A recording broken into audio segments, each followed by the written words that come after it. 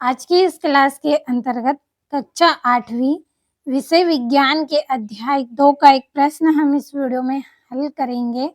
तो आपका प्रश्न है, जीवाणु मिट्टी की उर्वरता को बढ़ाने में किस प्रकार सहायक हैं? जो जीवाणु होते हैं वो मिट्टी की उर्वरता को किस प्रकार बढ़ाते हैं, किस प्रकार से ये मदद करते हैं।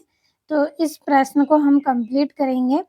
तो आपका उत्तर रहेगा, राइजोबियम जीवाणु लेग्यूम पौधों की जड़ों पर स्थित ग्रंथिकाओं में पाए जाते हैं।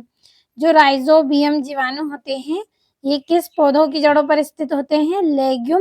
लेग्यूम पौधों की जड़ों पर स्थित ग्रंथिकाएं होती है उनमें पाए जाते हैं।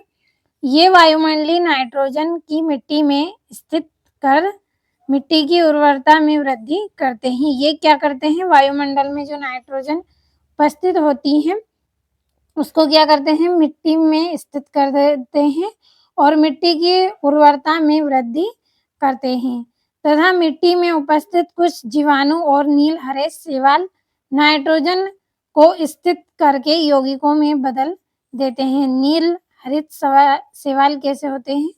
ये आपको यहाँ पे इमेज में आप देख सकते हैं कि नील हरे शैवाल कैसे होते हैं। ये क्या करते हैं? नाइट्रोजन को स्थित करके यौगिकों में बदल देते हैं जिसका उपयोग पौधे कर लेते हैं। जिसका उपयोग कौन करते हैं? पौधे कर लेते हैं। इसके अलावा अपघटक जीवाणु मृत पौधों तथा जंतु के अवशेषों को अपघटित कर मिट्टी की उर्वरता को बढ़ा देते हैं।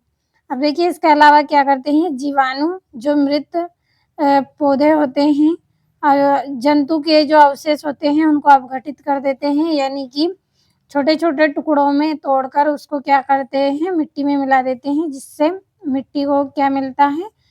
पोषक तत्व मिलता है और उसकी उर्वरकता बढ़ती है। तो इस प्रश्न का आंसर आपको अच्छे से समझ में आया होगा।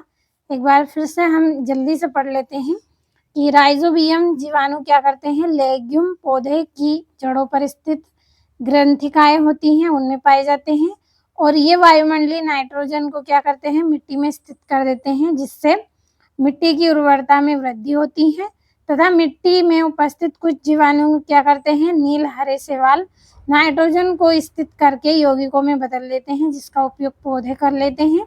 और इसके अलावा जो जीवाणु होते हैं वो मृत अवशेष होते हैं, जैसे सड़े गले पत्ते होते हैं, इन सबको क्या करते हैं? इनके अवशेषों को अपघटित कर देते हैं और जिससे क्या है? मिट्टी को खाद पोषक तत्व मिलते हैं और उसकी उर्वरकता में वृद्धि होती है। तो अच्छे से आपको समझ में आया होगा। स्क्रीनशॉट के माध्यम से अपनी नोटबुक में नोट करें और अच्छे से कंप्लीट करें।